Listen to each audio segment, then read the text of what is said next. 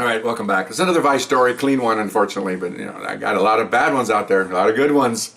Pardon the word, got a lot of juicy ones. Okay, on RealCopStoriesVideos.com. Look them up. They're all gross alert. Okay, I just did a grossest one I ever did about 15 episodes ago, ever of all of them. Okay, anyway, so here's an example of you can't be late. Okay, and you got to have your wits about you. Okay. Working a task force, again, back to one of the other stories. This is just a group of people assigned to a specific task, and this was prostitution. And so we had lady officers going to stand on the corner and backup officers to arrest people that pull up, just to summarize that. So we're roll call. And at roll call, we had 3 or 4 corners, I think we had 3 corners going. So there's like maybe 50 people in there, okay, all cops. And so at the beginning of the briefing, everybody has to be there on time. That's the golden rule. The 3 lady officers stand up. Now, in this era, this is back in the late 70s and early 80s, we didn't have a lot of police officers, female police officers. So they're very rare. So, you know, we only had a few. Now they've got tons of them, and they have some of them that look like models, for crying out loud. But in those days, they were just regular gals, you know.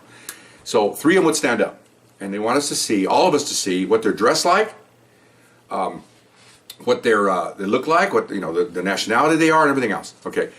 Half of the room was going to work with the girls on the corners arresting Johns, and the other half of the room, probably not really half, maybe 12, 14 of us, were going to actually work the outskirts of just street walking prostitutes. So there's all kinds of stuff going on here. It's a big room full of people.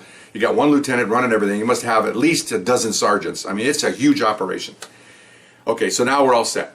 Well, as we're coming out of roll call, okay, 2 guys show up, and they're late. Okay. And they just, oh, we're sorry, you should have been here. No, okay, fine. Well, they didn't see the girls. They didn't get briefed. Okay. Okay, so now they're going to go out and arrest prostitutes. They're not part of the female undercover operation. Here's the problem with that. Okay. Let me back up. All you have is your integrity. And based on that, when you go out and operate prostitutes, when you go to the curve and there's a gal walking and you pull up, in those days you couldn't entrap them. You pull up and she'd ask you what you want. You had to play word games, but you didn't want to lie on your report and say, you know, I pulled up and she gave me without, you know, you want to be honest on this. And I talked about earlier, you got to tell the truth. You're going to testify in courts under perjury, but you also have something here that tells you, I want to do it the right way, procedure-wise. And always in the back of your mind that sometimes Internal Affairs sets out women and wires them up to see if officers are violating that rule. Okay, now it's not against the law to entrap a prostitute. They just throw it out of court. But it's against your department policies, which you can get disciplined with days off without pay because you're not supposed to do that. I shouldn't say not supposed to. You don't do it. You pull up, how you doing?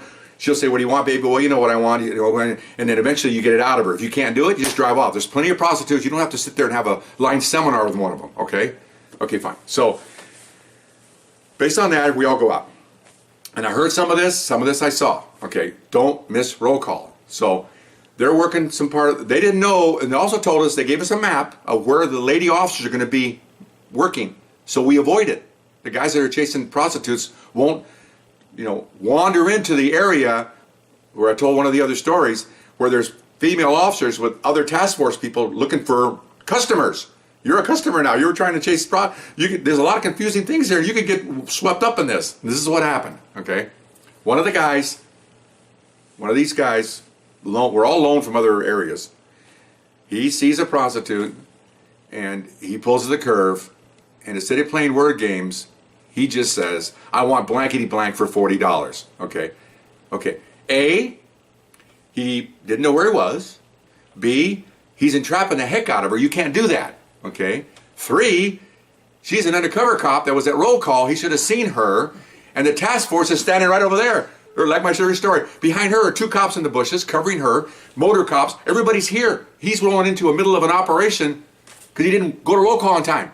You guys are always late. Oh, it's 5 minutes late. Well, sometimes if you're doing auditing or working in an IRS office somewhere or you know, making widgets, well, you might yell at you for making widgets, but okay, you're late 5 minutes, who cares? But this is important, you're late, this is important stuff. So he solicited her, she goes, oh, okay, sounds good, gives a signal, here comes everybody and their mother with guns out to arrest him, okay? Okay, and I heard this from other officers, because we're all together in this thing. Apparently his partner's down the street, he comes running down because he thought something was wrong. He gets halfway there and he sees what's going on and he goes, uh-oh, you know, guys in uniform, supervisors. he just kind of, now instead of running up, he walks up. Oh, that's my partner. What? And then they get him down, and of course he's got to, when we go undercover, we secrete our weapons so that she can't get them, but so we can get them. So when they get them out of the car, they have their guns out. We always do that. They find a gun there, and somebody yells, "Gun!" And of course, So they think he's a criminal. They cuff him, put him on the ground. He's saying, "No, I'm not." And finally, he's telling him he's an officer. Yeah, we heard that before. So they get him up, and they get his ID, which is under the seat, which that's where crooks put their ID. You ever watch Cops? They hide him under the seat. Take his ID out. They get the gun. The gun looks like a police issue. Look at the ID. He's got his badge in there. What are you doing? So they take him off, and the supervisor all over him. Oh my gosh. Okay, so this goes uphill and it comes back downhill. Okay, the lieutenant comes out there. Everybody's involved here. They call his captain. This is not good. Okay, so I heard this. I heard a lot of this because again, we're on the side listening to this, and we're not involved in this. So anyway, so he was working Vice in a division. He was loaned here to help. Okay, now he's done. Okay, his commanding officer tells the lieutenant, tell him him and his partner are relieved of duty tonight and go home. Ouch. Okay, he's supposed to work Vice for another 9 months. Oh no, you're done. Monday morning you report at midnight for the midnight to 8 shift.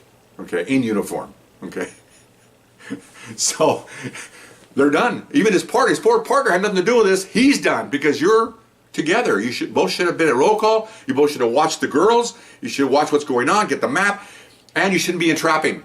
They had three or four arrests before that. I think they had 2 arrests before that, and they looked up the arrests, and they wrote a form to the city attorney requesting the arrest be nullified because they figure if they entrap the police officer undercover, they entrap the girls. Now, grant you, they're prostitutes and all that, but you don't unlawfully, I'm not saying illegally, you don't unlawfully arrest them. There's unlawful and there's illegal. Entrapping is unlawful. They just won't hold it up in court. And so they did that. And so they're done. And Vice is one of the things you want to put in your career when you go up in your career as a checkbox. Worked Vice, 19 months, did a great job, you check your box. But the bad thing too is it goes the opposite. You got kicked out of Vice, you're going to have a hard time explaining that when you go for promotion. You may have to sit on your hands for 5 or 6 years before it kind of goes away, and then you can try to promote after that. Bad things, all bad. And so, you feel sorry for the guys, and you go, what? There's so many prostitutes. Why do you have to entrap them? Just pull the curve, and if she doesn't like it, leave. But you got to be careful, man. You got to be careful. There's certain ways to do things. The department gives you the line to stay within, parameters. You stay there, you're fine. You start weaving out, you're done. You're on your own now. This is you, and this is protected by us, the department. You stay here, you're fine. So anyway, don't be late. You never know what's going to happen when you're late for something like that. Anyway, so hope you enjoyed that one, and we'll see you later. Bye-bye.